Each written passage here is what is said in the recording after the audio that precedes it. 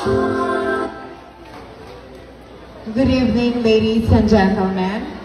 Life is like a rosary full of mystery. And I am here to break the chain of gender, wrong impressions, and proudly to proclaim my sexuality. From the top of my head down to my feet, I am proud to become a trans woman and a proud member of the LGBTQIA+ community. Now, ladies and gentlemen, standing before you and I is a fresh 25 years of age stunner, nor a beauty queen by heart. Graduated from the Bachelor of Science in Business Management.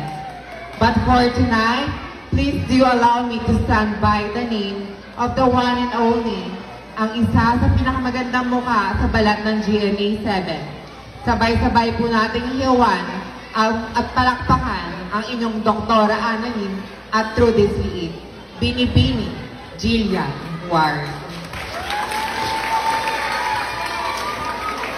Na nag-iiwan po ng napakagandang kataga. Kung ang mga kababaihan daw po ay magsisilbing araw na siyang mag-iiwanag sa umaga. At ang mga kalalakihan daw po ay magsisilbing buwan na siyang takip silim sa gabi.